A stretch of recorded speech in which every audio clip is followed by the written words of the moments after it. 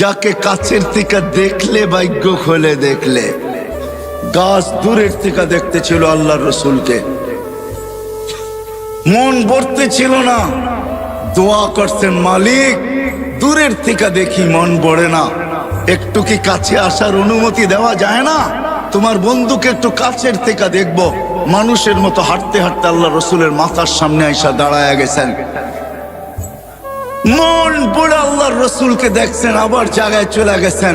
ঘুমের থেকে উঠছেন তো জাবের রাদিয়াল্লাহু তাআলা আনহু বলতেছে, ইয়া রাসূলুল্লাহ দেখলাম তো দেখলাম কি? বলে কি দেখছিস? বলে ওই গাছ মানুষের মতো হাঁটতে হাঁটতে আসছে, আপনার মাথার কাছে দাঁড়ায়া আবার মানুষের মতো হাঁটতে হাঁটতে চলে গেছে। তো আল্লাহ রসুল বলছে ও দূরের থেকে দেখতে ছিল, মন ভরতে ছিল না, তো হাত উঠায় দিছে, মালিক এত কাছে বন্ধু আসলো, আপনার বন্ধু আসলো, আমি দূরের থেকে দেখা মন ভরে না, একটু কি অনুমতি আমাকে দেওয়া যায় না যে আমি একটু মাথার কাছে দাঁড়ায় দেখবো, নিজের মনটাকে ভরবো?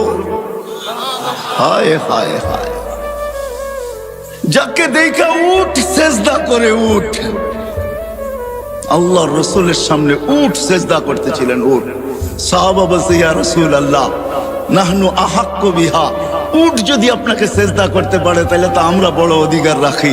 তো আল্লাহর রাসূল বলছে, লাউ আমারতু আহাদান আন ইয়াসজুদা লি আহাদিন লা আমারতু নিসা আন ইয়াসজুদনা লি আজওয়াজিহিন্না, কোন মানুষকে যদি আল্লাহ ব্যতীত কারো সেজদার বৈধতা থাকতো তাইলে আমি স্ত্রীকে বলতাম সে যেন স্বামীর পায়ে ডেলি সেজদা করে। না না, উঠ করছে বিদায় তোমরা করতে পারবে তা হবে না, তোমাদের সেজদা একমাত্র আল্লাহর জন্য হবে। হায় আমি কতটুকু বুঝাবো আর। হালিমা সাদিয়া যখন উঠছেন আল্লাহর রসুলকে গাদার উপরে নিয়া, তো যাইতেছিলেন নিজের এলাকার দিকে, গাদা ঘুরা গেছে বাইতুল্লাহর দিকে, ঘুরা এক সেজদা লম্বা, দ্বিতীয় সেজদা আরো লম্বা, তৃতীয় সেজদা আরো লম্বা। গাদাকে জিজ্ঞাসা করছে হালিমা, আরে এত লম্বা লম্বা সেজদা, সবাই চলে যেতেছে, আমি যাব না। আমি সেজদা দিব না তো দিব না কেন? আমি সেজদা ওই আল্লাহকে দিব না তো দিব না কেন যে আল্লাহ দুজাহানের বাদশার জন্য আমার পিঠকে নির্বাচিত করছে। আমি সেজদা দিব না তো দিব কে? ওই মুহাম্মাদুর রাসূলুল্লাহ। ও যুবক, তোমার পায়ে হাত রেখা বুঝাইতেছি, আসো, জীবনটাও ছোট, অস্তিত্বটাও ছোট। আল্লাহ মুকুট দিছেন হাজারো, সম্পর্কগুলাই এক একটা মুকুট, আর উদ্দেশ্য মালিককে পাওয়া, আর পাওয়ার জন্য সহজ পদ্ধতি মুহাম্মাদুর রাসূলুল্লাহ। একটা ক্যারিয়ার ধরেই বসে থাকেন, একটা। আমি প্রমাণ দেখাইতেছি। আপনারা ইয়ামান যান নাই, আপনার ওয়াইস কুরনির নাম জানেন, ওয়াইস কারনি এটার নাম জানেন, ঠিক না? কিন্তু আপনারা করণ চিনেন না। আমি চিনি করণ, আমি 4 বার গেছি, 4 বার ইয়ামানে। কয়বার? টানা 4 বার গেছি। আমি জানি করণ থেকে মদিনা দূরে তো দূরে কতটুকু, আমি জানি মদিনা দূরে কতটুকু। অবেস আল্লাহর রসুলের জামানায় ছিলেন, সাহাবী হইতে পারেন নাই। অবেস সাহাবী হবে তো হবে কি কইরা? মাকে রাইখা যাবে তো রাইখা যাবে কার কাছে? মাকে ঘুম পাড়াবে তো ঘুম পাড়াবে কে? মাকে খাওয়াবে তো খাওয়াবে কে? ঘুমের থেকে উঠাবে তো উঠাবে কে? মার গোসল করাবে তো করাবে কে? মার সেবা করবে কে? অবেস মাকে ছেড়া যান নাই, কেননা এটাও আল্লাহর রসুলের আদর্শের একটা আদর্শ যে মা আর বাবা, এটাও আল্লাহর রসুলের একটা আদর্শ। অবেস মাকে ধরা পড়া ছিল, সাহাবী হওয়ার সুযোগ পায় নাই, একটা আদর্শকে ধরা পড়া ছিল। বিদায় আল্লাহ অবেসকে চমকাইছে এতটুকু, বলছে বন্ধু অবেস সাহাবী হইতে পারে নাই, কিন্তু আমি আপনাকে বলতেছি বইলা যান, যে অবেসকে পাবে সে যেন আপনার উম্মতের জন্য অবেসের হাত দুটা উঠাইতে বলে, কেননা অবেস হাত উঠাইতে দেরি, আমরা কবুল করতে দেরি করি না। কেননা অবেস আপনার একটা আদর্শ নিয়ে পড়া আছে, মা মা মা, মাকে ছেড়া যাব তো যাব কি করে? একদিকে সাহাবিয়ার টানতেছে, একদিকে আল্লাহর রসুলের দিদার টানতেছে, একদিকে সাহাবী হওয়ার কি সৌভাগ্যকে নেওয়া টানতেছে, আরেকদিকে বলতেছে মা নবীর আদর্শ রেখা যাইতো যাই কি করা, সাহাবী হইতে পারেন না। আল্লাহর রাসূল বলছে ওমর কেউ পাবে না কিন্তু তুমি পাবে, আলী কেউ পাক আর না পাক তোমরা দুইজনে পাবে। যখনই অবেশকে পাবে তো বলবে আমাদের জন্য যেন হাত উঠায়া দেয়, আমার উম্মতের জন্য যে হাত উঠায়া দেয়, আর তোমাদের জন্য দোয়া করায় নিবে। আর রাখো আমার এই জুব্বা, অবেশকে পাইলে আমার জুব্বা অবেশকে পড়ায়া দিও। এক আদর্শ নিয়েছিলেন। চলেন, এটা এত আশ্চর্যজনক না, আশ্চর্যজনক তো সামনেরটা। অবেশকে যেদিন মার সেবার বদলা দিবে আল্লাহ, জান্নাতের গেটে দাঁড় করায় দিবে। অবেশ যখন জান্নাতে ঢুকতে থাকবে তো আল্লাহ থামায়া দিবে আর বলবে অবেশ আজকে জান্নাতি দোজখী সবাইকে আমি দেখাইতে চাই, তুমি যে আমার নবীর একটা আদর্শ নিয়ে পড়া ছিলা, সাহাবী হইতে পারো না, তাবেই হইছো, ওই মার সেবার বদলা আজকে জান্নাত জাহান্নাম সবাইকে দেখাবো। কি দেখাবেন? তো আল্লাহ ঘোষণা দেয় অবেশ জাহান্নামে যার উপরে তুমি আঙ্গুল উঠাবে তোমার আঙ্গুলের ইশারায় তাকে আমি জান্নাতে দিব। অবেশ আঙ্গুল উঠাইতে থাকবে, কাতারে কাতার জান্নাতে যাইতে থাকবে। আল্লাহর রাসূল আরবের এক কবিলার নাম নিছেন যে এই কবিলার সমপরিমাণ লোক জান্নাতে যাবে। কসম খোদার, আল্লাহর রাসূলের একটা ক্যারিয়ার ধরা পড়া থাকে, একটা আদর্শ ধরা পড়া থাকে, একটা আদর্শ, একটা ক্যারিয়ার, একটা লাইফ স্টাইল নিয়ে পড়া থাকো যুবক। কসম খোদার, এটা তোমাকে জান্নাতে নিবেই নিবে, নিবেই নিবে, নিবেই নিবে। আমি যুক্তি দিয়া বুঝাইলাম হাদিস, আর আর হবে না কেন?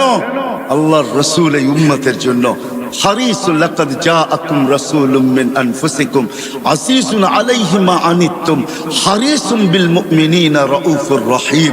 ওই নবী যিনি আরশে যে আমাদেরকে বলেন নাই, সারা জীবন কাঁদতে কাঁদতে কাঁদতে কাঁদতে একদিনের জন্য চোখের পানি শুকায় নাই।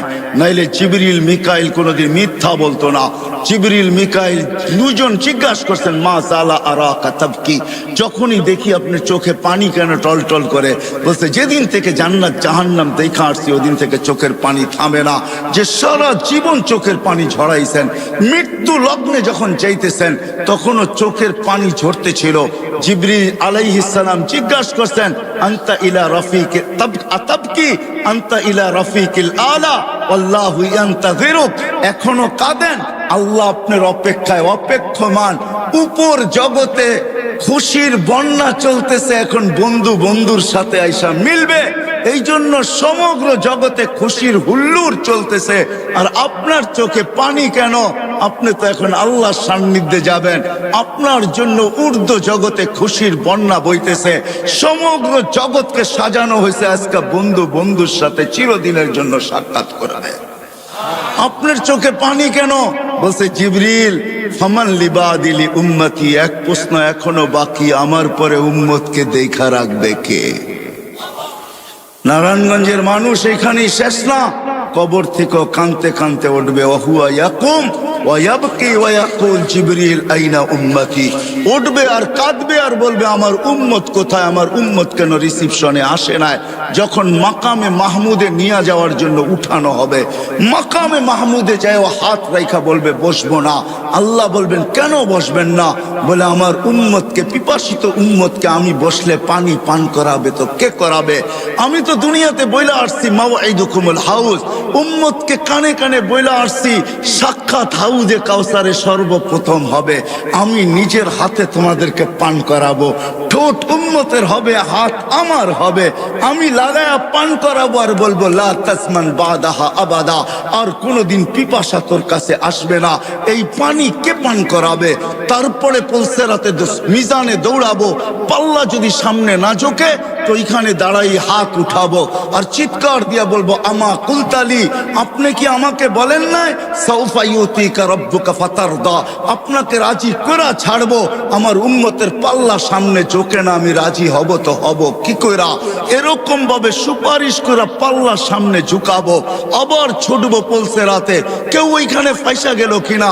যদি ফাইসা যায় থাকে তো দুরুদের গাঠি নিজের মাথায় কইরা নিব, উম্মতের মাথায় রাখবো, যেগুলো আমরা দুনিয়াতে আজকে পড়তেছি, আর দুরুদের গাঠি দিয়া বলবো ফা গুরু সালিমিন, যাও তুমি শান্তির সাথে পার হয়ে যাও।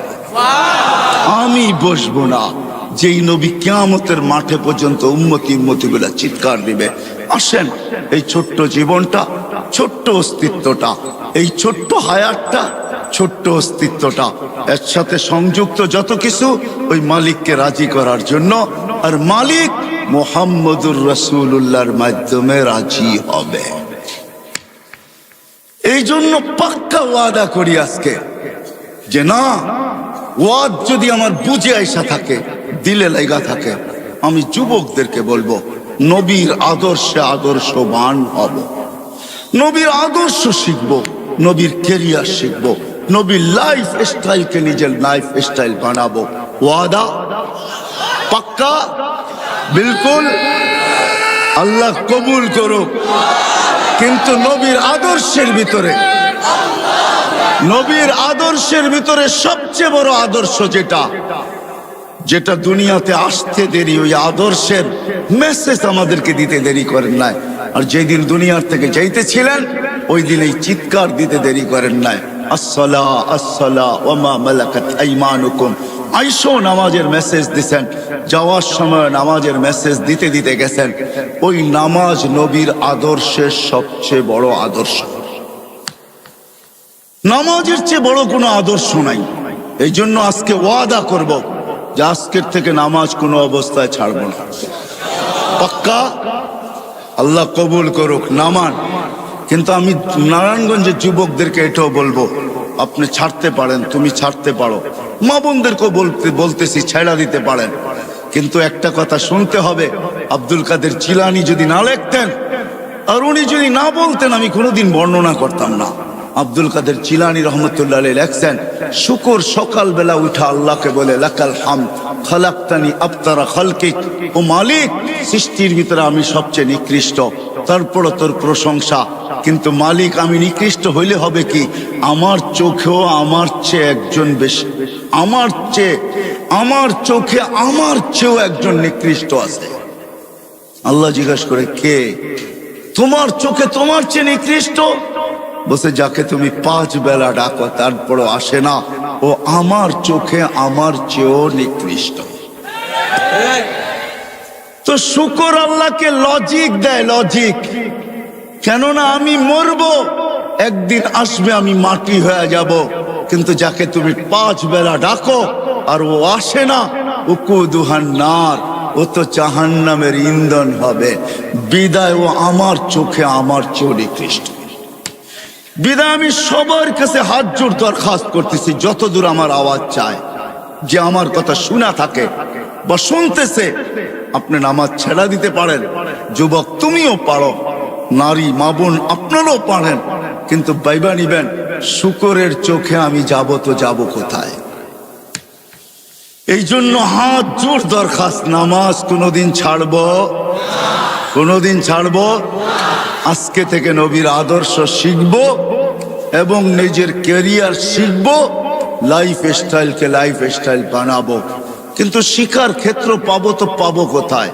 হতে পারে আজকে তো দুনিয়া বলে, এক সময় বলতো দুনিয়া যে দুনিয়াটা হাতের মুঠায়, এখন দুনিয়ারা বলে দুনিয়াটা আঙ্গুলের মাথায়। ঠিক না? টাচ করতে দেরি, পাইতে দেরি হয় না। না না না, এটা সঠিক পদ্ধতি না যে আপনি সবকিছু নেট থেকে সংগ্রহ করবেন। কেউ যদি বলে এটাও তো একটা প্রযুক্তি, মানি আমি এটা প্রযুক্তি, তাতে কিছু আসে যায় না। কিন্তু এটা নেটের থেকে না। আপনি নেটের থেকে পাইলো, কিন্তু আপনি হাইটা আসার ফজিলত পাবেন তো পাবেন কোথায়? একজন আলেমকে জিজ্ঞাসা করার ফজিলত পাইবেন তো পাইবেন কোথায়? ওনাকে দেখার ফজিলত পাইবেন তো পাইবেন কোথায়? ওনার সোহবতে অতক্ষণ সময় বসার ফজিলত পাবেন তো পাবেন কোথায়? সময় নাই আমার, নাইলে আমি দেখাইতাম যে এক একটা কত ফজিলত রাখে। চলেন একটাই শুনানি। জান ওলামা আছে, কিতাবের নাম বলে দিতেছি, লুবাবুল হাদিস আলা কাউলিল হাসিস, জালালউদ্দিন সুয়ুতি রহমতুল্লাহ লেখা, ইবনে মাজাহ শরীফ সিয়াসাত, তার এক কিতাব। আল্লাহর রাসূল এটাও বলছেন যে হক্কানি আলেমদের জিয়ারত করলো সে যেন আমার জিয়ারত করলো। আরেক রিওয়ায়াতে আছে হাইয়ান, আমাকে জীবিত দশায় দেখলে যেরকম জিয়ারত হতো ওরকম জিয়ারত যেন তার সওয়াব সে পাবে। বিধায় আপনি নেটের থেকে এটা পাবেন তো পাবেন কোথায়? ঠিক না? কই পাবেন? এই জন্য শেষ কথা, আসেন এতগুলা মসজিদের উলামায়ে কেরাম আপনাদেরকে জমা করছেন আর সবাই হক্কানি আলেম, এদের কাছ থেকে নবীর জিন্দেগি শিখি, লাইফ স্টাইল শিখি, আল্লাহকে রাজি করি, মনের আশা আল্লাহ পুরা করবে, এটা আল্লাহর ওয়াদা। কেননা আল্লাহ ওইখানে যদি পুরা করে, মা তাস্তাহি বলছেন আল্লাহ কোরআনে, মা তাস্তাহি আনফুসুকুম, মনটা এইখানেও যেরকম ওইখানে ওরকমই থাকবে। বোঝা গেল মনের আশা আল্লাহ পুরা করবে। আল্লাহ আমাদের সবাইকে আমল করার তৌফিক দান করেন। ওমা আলাইনা ইল্লাল বালা। আমাদের অস্তিত্বটাও ছোট,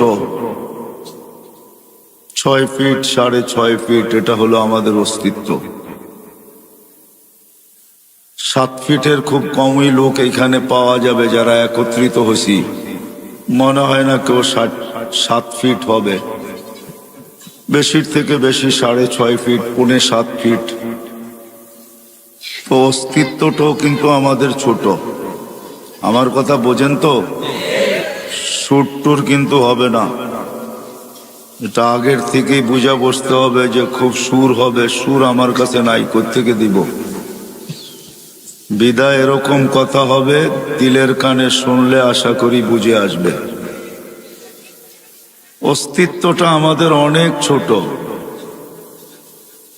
6 ফিট 6.5 ফিট 6.25 ফিট, কিন্তু 7 ফিট খুব কম।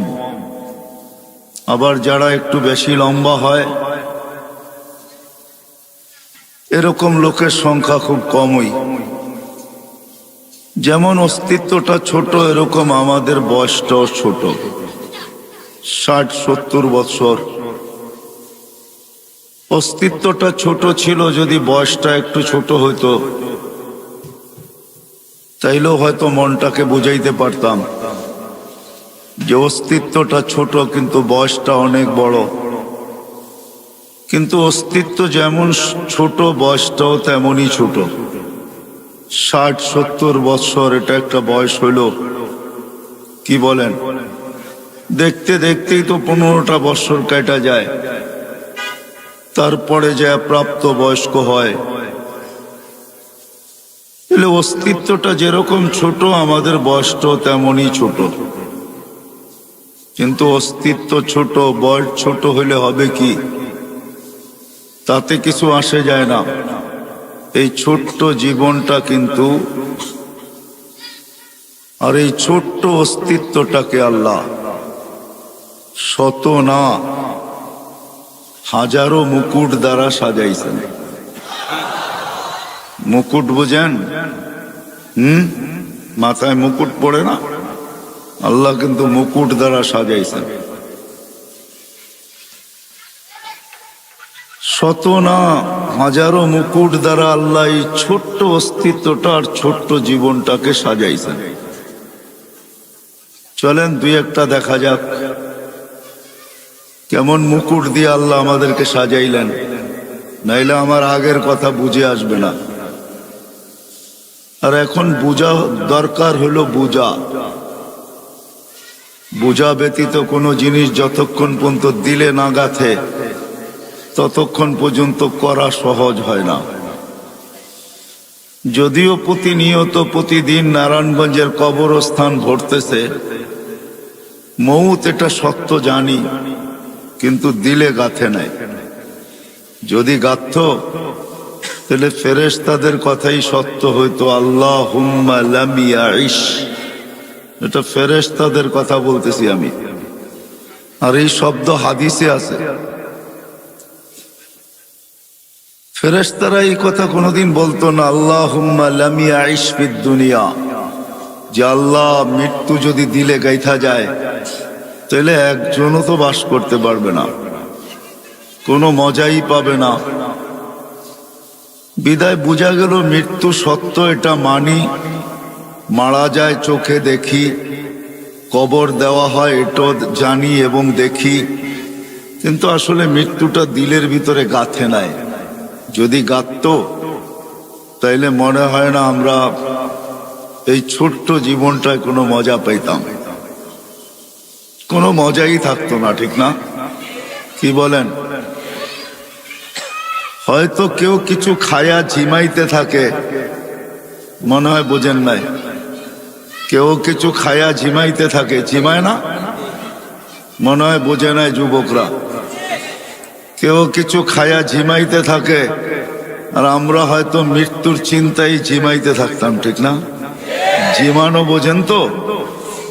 কেউ কিছু খায়া কিন্তু ঝিমায়, যদিও আমি শব্দটা বললাম না, কিন্তু মাঝে মাঝে দেখা যায় রোডের ডাইনে বামে কেউ বসা বসা ঝিমাইতেছে, ঠিক না? আমরাও সবাই মৃত্যুর চিন্তায় ঝিমাইতে থাকতাম।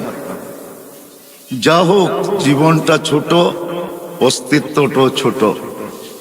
সাজাইছেন আল্লাহ হাজারো মুকুট দিয়া। যুবকের যৌবনটাও কিন্তু একটা মুকুট। যার নাই ওকে জিজ্ঞাসা করেন কি নাই।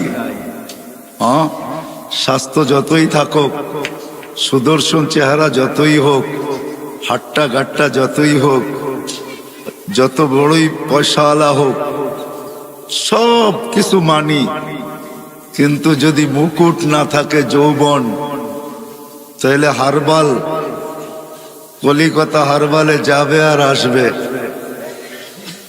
ঠিক না? মুকুট কেউ ফিরিয়ে দিতে পারবে না। যুবকের যৌবনও কিন্তু মুকুট।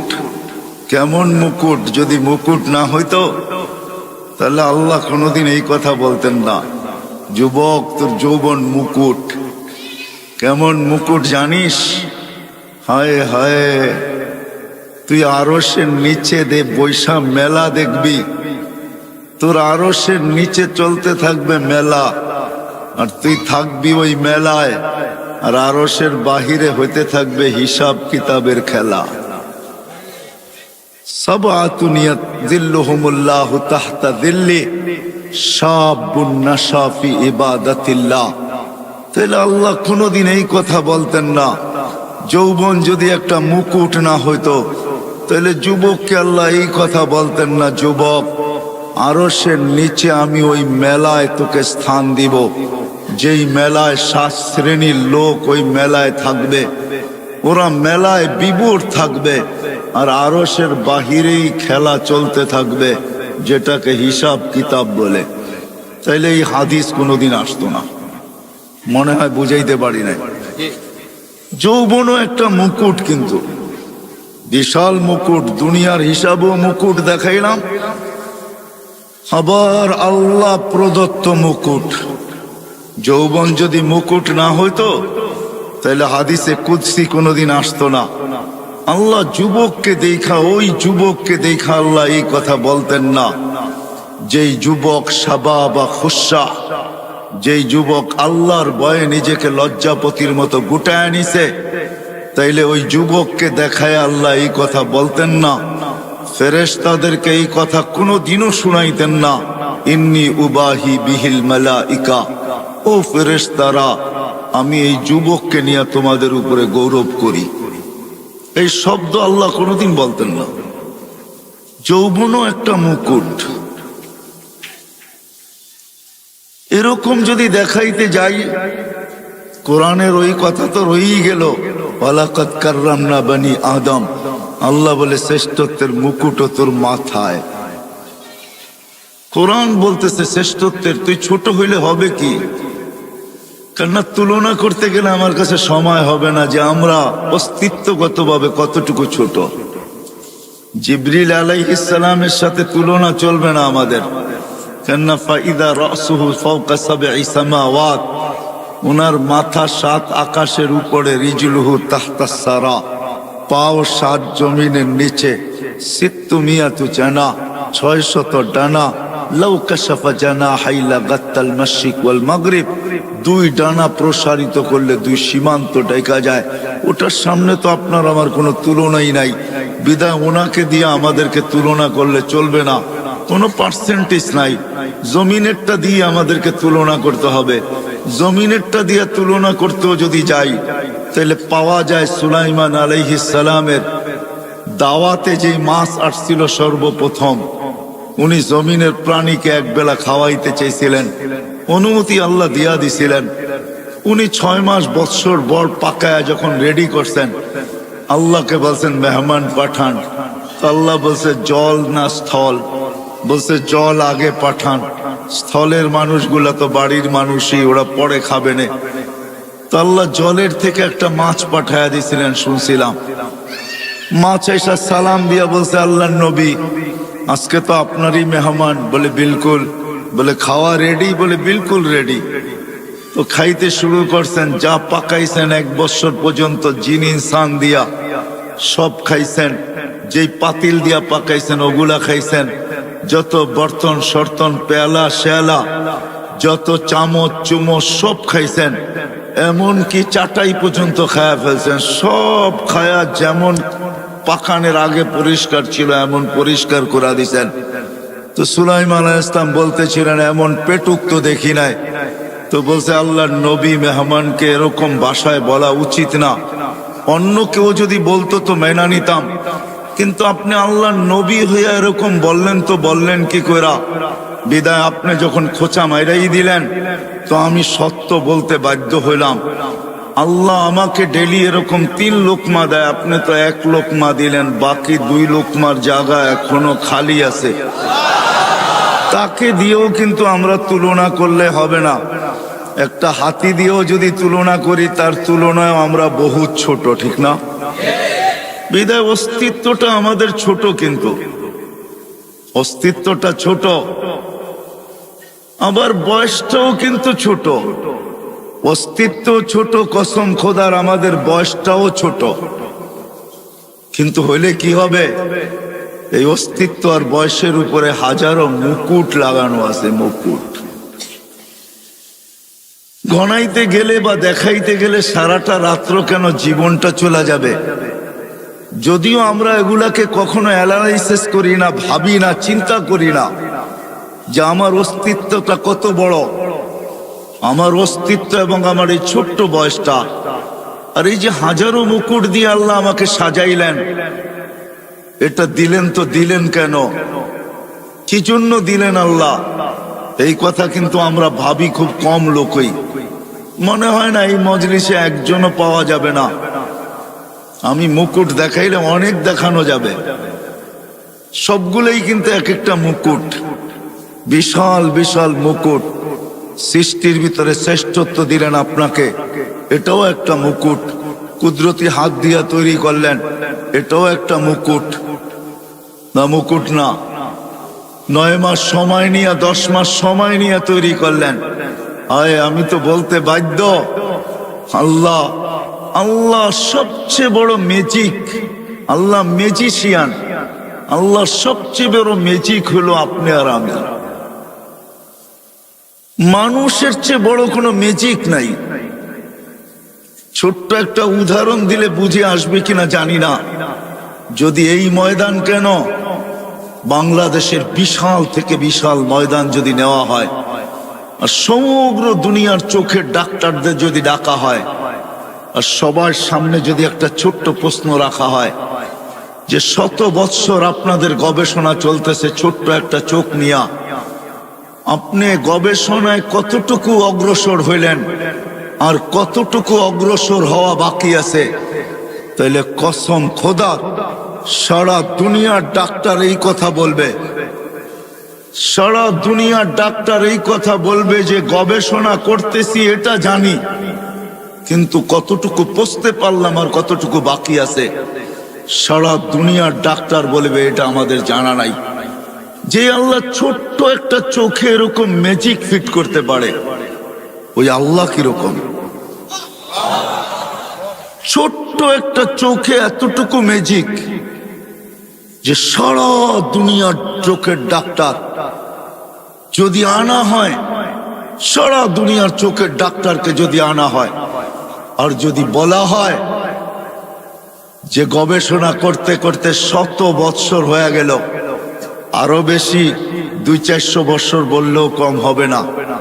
আপনি কোন সিদ্ধান্তে পৌঁছলেন? হায় হায়, আল্লাহ সবচেয়ে বড় ম্যাজিক দেখাইছেন মানুষের ভিতরে। সবচেয়ে বড় ম্যাজিক মানুষ, ম্যাজিশিয়ান আল্লাহ। কে ম্যাজিক দেখাইছেন? কে? আল্লাহ। বিদায় আসল কথার দিকে চলে আসি, সময় লম্বা করা যাবে না, এই জন্য আসল কথার দিকে চলে আসি যে এই ছোট্ট অস্তিত্ব আর এই ছোট্ট জীবন, এই ছোট্ট অস্তিত্ব আর এই ছোট্ট জীবনের উপরে হাজারো মুকুট, শত না হাজারো মুকুট দেখানো যাবে। হায় হায়, আমাদের সুস্থতাটাও একটা মুকুট। যদি সুস্থতা মুকুট না হইতো তাহলে হাদিসের এই শব্দ কোনোদিন আসতো না। সুস্থতা যদি মুকুট না হইতো, কি আওয়াজ নাই?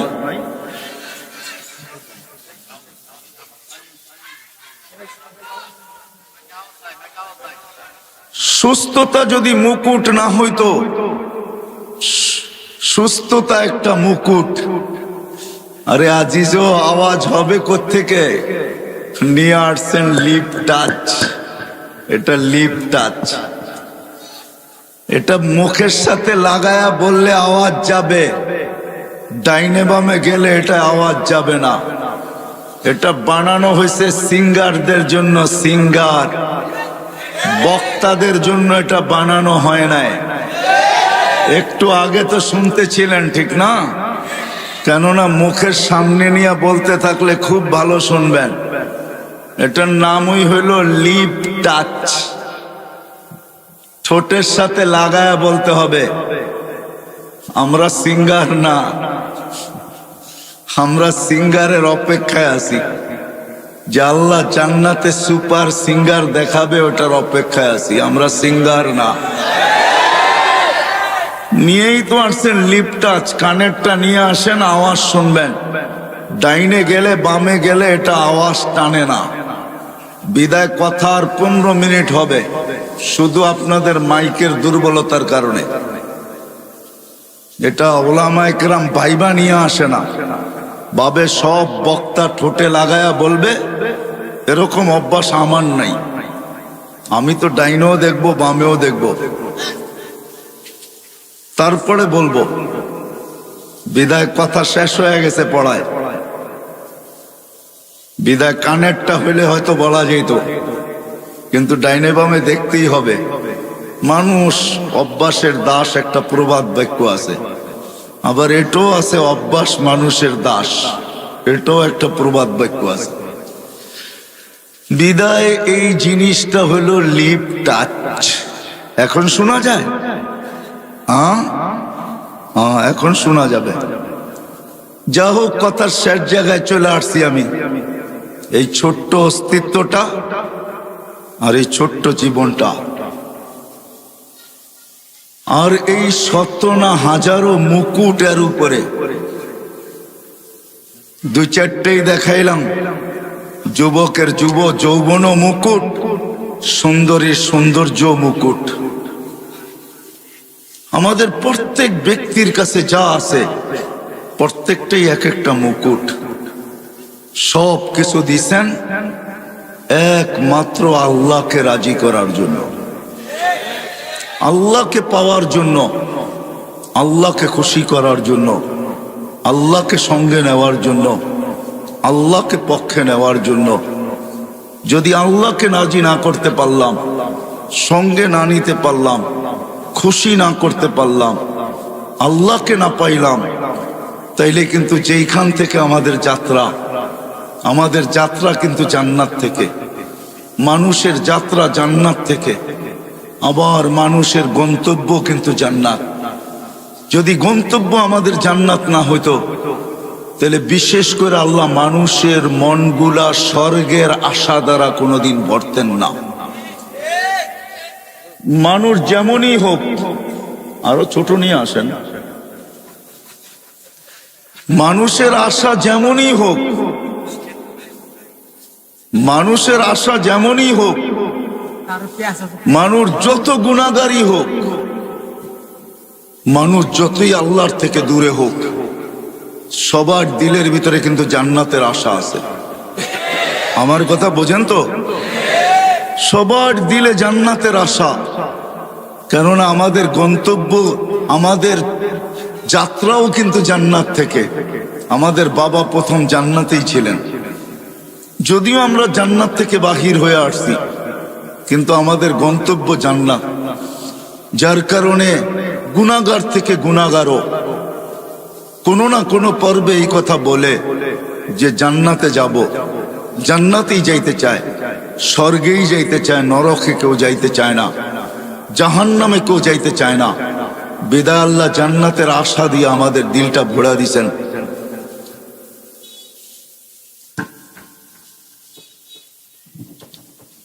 জান্নাতের আশা দিয়ে আল্লাহ আমাদের দিলটাকে ভরা দিছেন।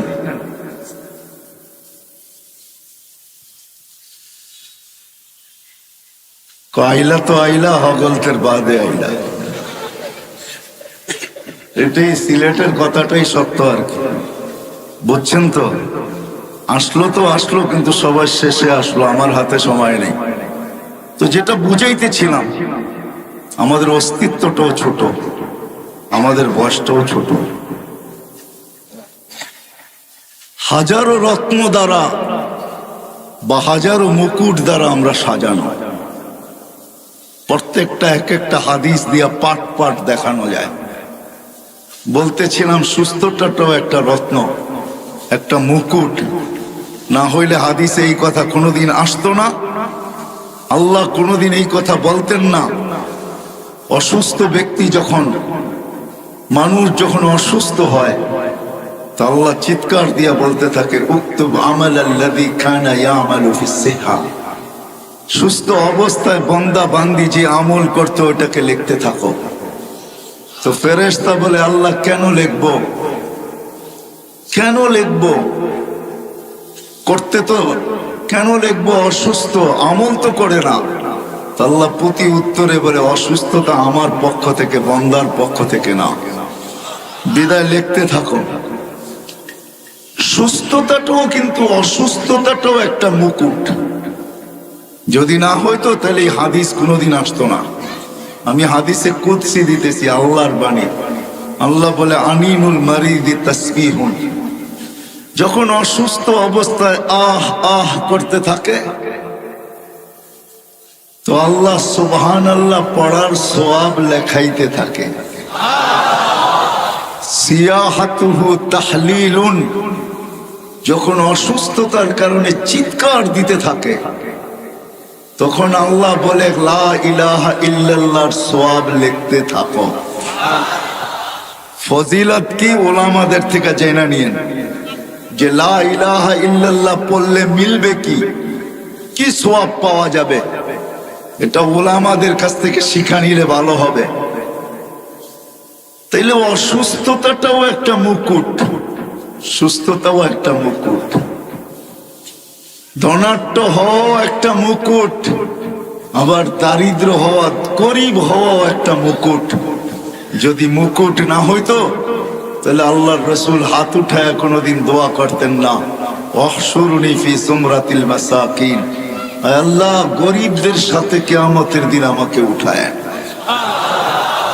বিদায় জীবনটা ছোট, অস্তিত্বটাও ছোট, শত না হাজারো মুকুট দ্বারা সাজানো।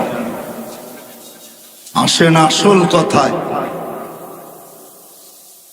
হাজারো মুকুট শুধু এই জন্যই আল্লাহ দিছেন।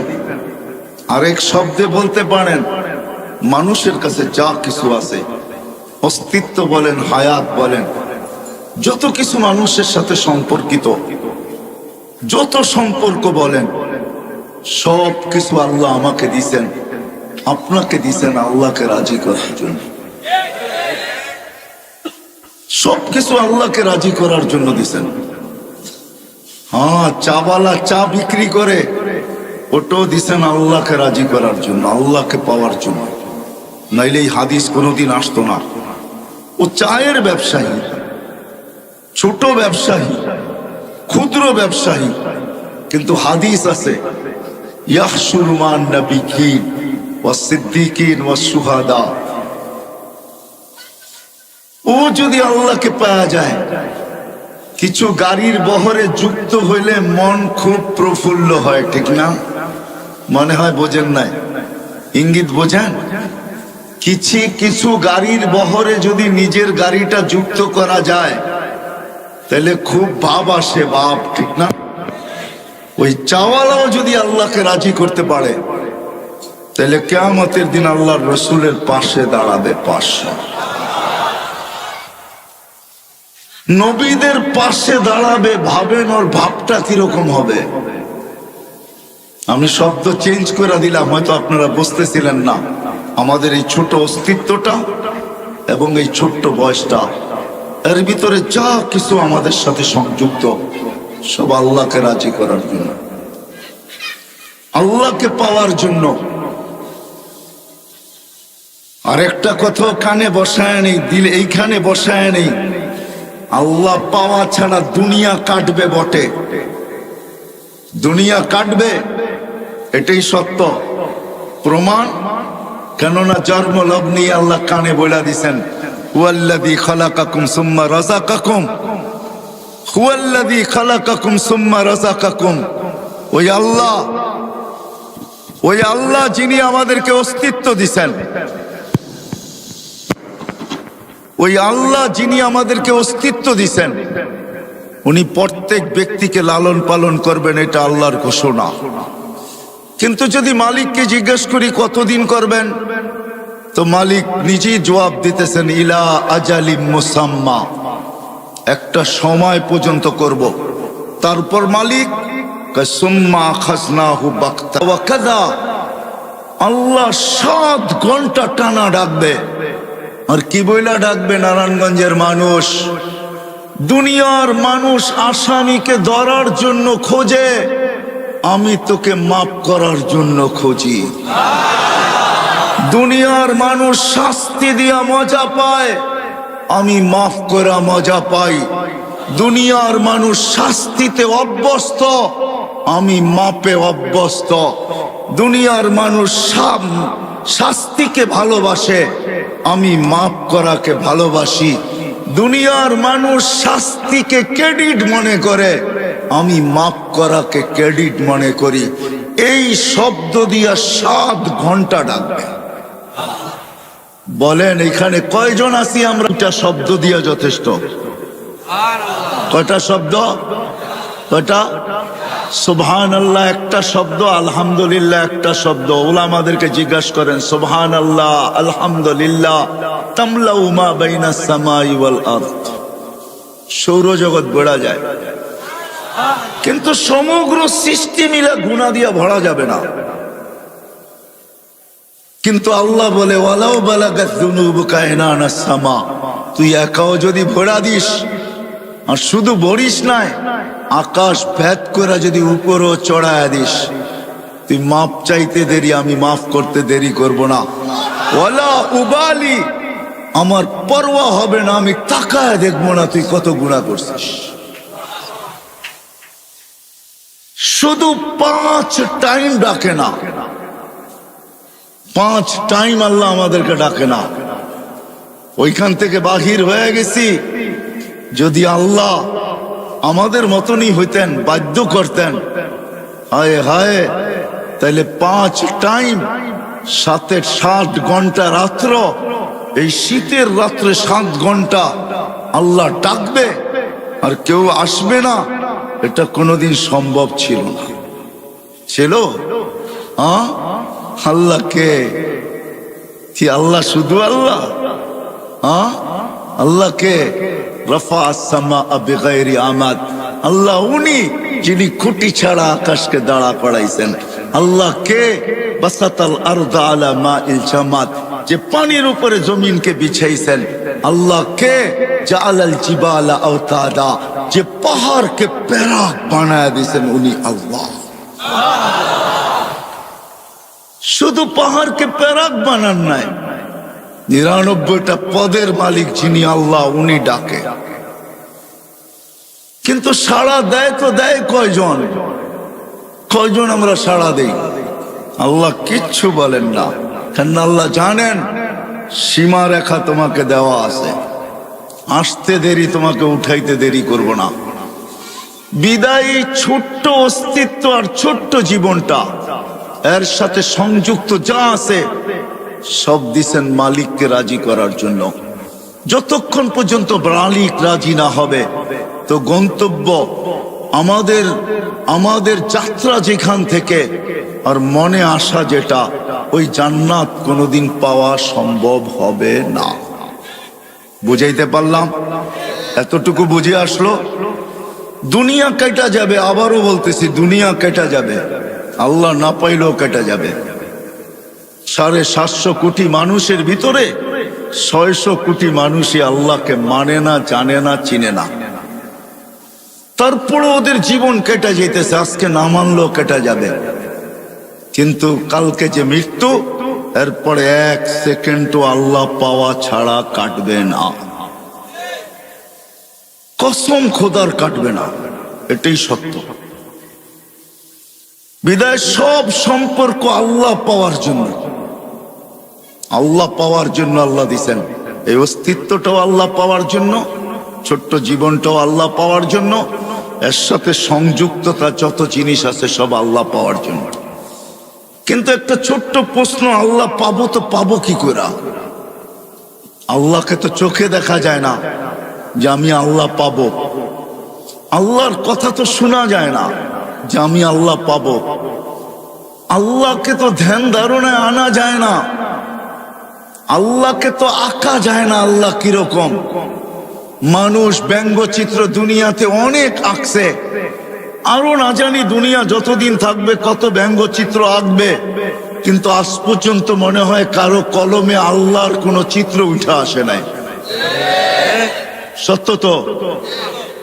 ব্যঙ্গচিত্র মানুষ বহুত আঁকছে, আরো বহুত আঁকবে, হইতে পারে আঁকতে পারে, আমার এটা নিয়ে কোনো সে নাই, আলোচ্য বিষয় না। কিন্তু আজ পর্যন্ত আল্লাহর কোনো আলোকচিত্র আসে নাই, কোনো চিত্র কেউ আঁকতে পারে নাই। এটাই আল্লাহকে ধ্যান ধারণায় আনা যায় না, বর্ণনা দিয়া শেষ করা যায় না। শেষ করবেন কি করে? দুনিয়ার পদগুলা সীমিত, আল্লাহর কোনো পদের সীমা রেখা নাই। কোনো আলেম বলতে পারবে না আল্লাহ তো আল্লাহর জাতি নাম, এটা আল্লাহ, এটা পার্সোনাল নাম, এটা আল্লাহর পদ না, এটা হলো জাতি নাম আল্লাহ। পদ সামনে বলতেছি, রহমান এটা হলো আল্লাহর একটা পদ, আল্লাহর একটা সিফত। এটা শুরু কোথায় শেষ কোথায় দুনিয়ার কেউ জানে না, এমনকি জিবরিলও জানে না, মিকাইলও জানে না, ইসরাফিলও জানে না, মালাকুল মউতও জানে না, হামিলিনে আরশও জানে না, কোনো নবী জানে না, কোনো রসুল জানে না, এমনকি মুহাম্মদুর রাসূলুল্লাহ পর্যন্ত জানেন না। কোনো আলেমও বলতে পারবে না যে এটা শুরু কোথায় শেষ কোথায়, বলা যাবে? তো আল্লাহ তো একটা পদের মালিক না, রহমানও একটা পদ, রহিম, মালিক, কুদ্দুস, সালাম, মুমিন, মুহাইমিন, আজিজ, জব্বারুল মুতাকাব্বিরুল খালিকুল বারিউল মুসাব্বিরুল গফফারুল কহারুল ওয়াহাবুর রাজ্জাকুল ফাত্তাহুল আলিমুল কাবিদুল বাসিতুল খাফিদুর রাফিউল মুইজ্জুল মুযিল্লুস সামিউল বাসিরুল হাকামুল আদলুল লতীফুল খবীরুল হালিমুল আযীমুল গফুরুশ শাকুরুল আলিয়ুল কবীরুল হাফিজুল মুকিতুল হাসিবুল জলিলুল করিমুর রকিবুল মুজিবুল ওয়াসি আল হাকিমুল ওয়াদুদুল মজিদুল বাঈসুশ শাহীদুল হকুল ওয়াকিলুল কবিয়্যুল মতিনুল আলিয়ুল হামিদুল মুসি আল মুবদি আল মুঈদ আল মুহয়ি আল মুমিত আল হাইয়্যু আল কাইয়্যুম আল ওয়াজিদ আল মাজিদ আল ওয়াহিদ আল আহাদ আল সামাদ আল কাদির আল মুক্তাদির আল মুকদ্দম আল মুআখ্খার আল আউয়াল ওয়াল আখির আল যাহির ওয়াল বাতিন আল ওয়ালি আল মুতাওয়ালি আল বাররুত তাওয়াবুল মুনতাকিম আল আফু আর রাউফ মালিক আল মুলক যাল জালালি ওয়াল ইকরাম আল মুকসিত ওয়াল জামি ওয়াল গানিয়্য আল মুগনি আল মানি আল দার আল নাফি আল নূর আল হাদি আল বদি ওয়াল বাকি আল ওয়ারিস ওয়াল রশিদ আস সাবুর। 99টা পদের মালিক আল্লাহ। ওই আল্লাহকে রাজি করব তো করব কি কইরা? ততক্ষণ পর্যন্ত সম্ভব হবে না। কিন্তু প্রশ্ন উঠায়া দিলাম আমি, যে আপনাকে রাজি করব তো করব কি কইরা। তো আল্লাহ এটার সলিউশন দিতেছেন, নাইলে কোরআনে এই কথা আল্লাহ কোনোদিন বলতেন না। আল্লাহ সলিউশন দিতেছেন, মান আতা আর রাসূল ফাকাদ আতা আল্লাহ। আল্লাহ বলে আমার বন্ধুকে পাইলি আমাকে পাওয়া যাবে, আমার বন্ধু খুশি আমি খুশি, আমার বন্ধু পক্ষে আমি পক্ষে, আমার বন্ধু রাজি আমি রাজি, আমার বন্ধু খুশি তো আমি খুশি, আমার বন্ধু হা বলবে তো আমিও হা বলা দিব। শুধু হা বলবো না, যেখান থেকে যাত্রা যেটা বুকে আসা ওইটাও হাতে উঠায় দিয়া দিব। নাইলে কোরআন এই কথা কোনোদিন বলতেন না। সোয়া লক্ষর ব্যাপারে কোরআন এই কথাই বলছেন, কুল্লুন ওয়াদাল্লাহুল হুসনা। আল্লাহ বলে নবীজি সাহাবী আপনাকে রাজি করছে, আপনি এদেরকে শোনায় দেন আমি শুধু রাজি না, প্রত্যেকের ব্যাপারে আমি জান্নাতের ওয়াদা দিলাম, জান্নাত দিয়া দিলাম। সাহাবারা আল্লাহর রসুলকে রাজি করা, শুধু মডেল হন নাই, মডেল 1500 মেডেল দিছেন আল্লাহ ওনাদেরকে, মেডেল বুঝেন কয়শো? 1500। কোরআনে 1500 আয়াত আছে সাহাবাদের শানে, এক একটা মেডেল। বিদায় আমি কথার জায়গায় চলে আসছি, আল্লাহকে আল্লাহ রসুলকে রাজি করলেই আল্লাহ রাজি হয়ে যাবে, এটাই আল্লাহর কি ওয়াদা। বলে প্রমাণ, তাহলে এইখানেও হাজি আছে আমার পিছনে, এই দিকেও আছে হাজি। যারা আল্লাহ রসুলের কবর রওজায় জিয়ারত করেন, জিয়ারতের সামনে আল্লাহর রসুলের মাথার উপরে একটা আয়াত লেখা আছে, যেইখান থেকে ছিদ্রটা, ওই ছিদ্রটার উপরে একটা আয়াত লেখা আছে।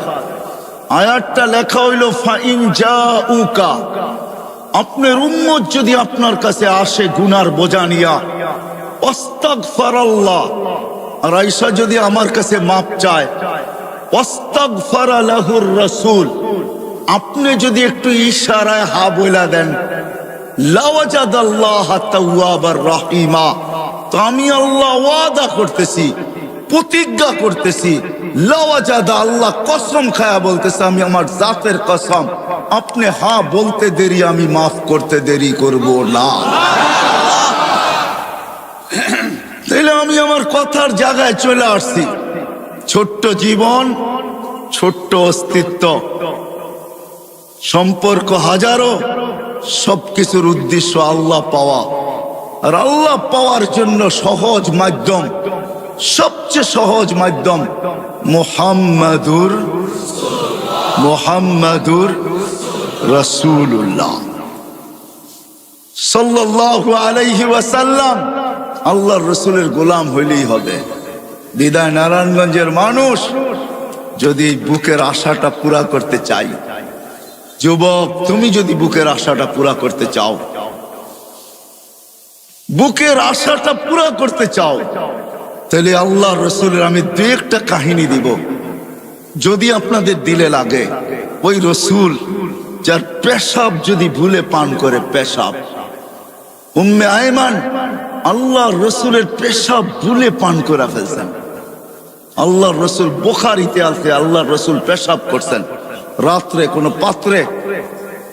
উম্মে আয়মান পিপাসিত ঘুমের থেকে উঠছেন রাত্রে, পিপাসায় উঠায় ফেলছে, দেখছে সামনে পেলা আছে।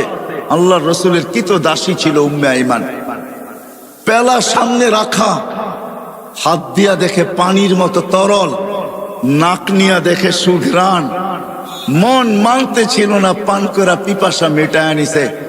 সকালবেলা আল্লাহ রসুল যখন ঘুমের থেকে উঠছেন, তো বলছে উম্মে আয়মান পাত্রে কিছু জিনিস আছে, বাহিরে নিক্ষেপ করো। তো বলে ইয়া রাসূল আল্লাহ, ওটা রাত্রেই করে দিছি। তো বলছে করছিস তো করছিস কোথায়, কোথায় করছিস? বলে ইয়া রাসূল আল্লাহ, পিপাসার তাড়নায় ঘুমের থেকে উঠে গেছি, হাতের নাগালি ছিল এটা, পানিও তরলও দেখলাম, নাক লাগায় দেখলাম এরকম সুঘ্রাণ আর কিছু হয় না, আর মনকেও মানাইতে পারি নাই, পান করে নিছি। তো আল্লাহ রসুল হাসি দিয়া বসে, উম্মে আয়মান যতদিন বাঁচবে খিদা তোর কাছে কোনোদিন আসবে না। কসম খোদার, উম্মে আয়মান যতদিন বাচ্চা ছিল খিদা আর তার লাগতো না। সাথে সাথে এটাও বলছেন, উম্মে আয়মানের শরীর আর জাহান্নামে যাবে না। আমি নারায়ণগঞ্জবাসীকে একটু বলতে চাই যে যার পেশাব বুলে পান করলে ক্ষুধা জীবনে আসে না, জান্নাত জাহান্নাম হারাম হয়ে যায়, ওই ব্যক্তির কেরিয়ার, ওই ব্যক্তির আদর্শ, ওই ব্যক্তির লাইফ স্টাইল হয়। যুবক, তোমাদের পায়ে হাত দিয়া বলি, কার লাইফ স্টাইল তুমি অনুকরণ করো? কার লাইফ স্টাইল? লাইফ স্টাইল অনুকরণ করো তো মুহাম্মদুর রাসূলুল্লাহ। খোদার কসম, চুল কাটা তোমাকে জান্নাতে নিয়ে যাবে, চুল কাটা। মুহাম্মদুর রাসূলুল্লাহর পোশাক তোমাকে জান্নাতে নিবে। যদি পেশাব জান্নাতে নিতে পারে তো পোশাক কেন নিবে না? আমাকে যুক্তি দেন। পেশাব যদি জান্নাতে নিতে পারে তাহলে চুল কাটা কেন নিবে না? পোশাক যদি নিতে পারে তো দাড়ি রাখা কেন নিবে না? পোশাক যদি নিতে পারে তাহলে পর্দা কেন নিবে না? পোশাক যদি নিতে পারে, পেশাব যদি নিতে পারে তাহলে মুস্কি হাসা কেন নিবে না? আমাকে যুক্তি দিয়ে বুঝান। লজিকের দুনিয়া, আমিও লজিক দিব, আপনিও লজিক দেন। আমি লজিকে বিশ্বাসী, আপনি লজিক দিবেন, দেন, আমিও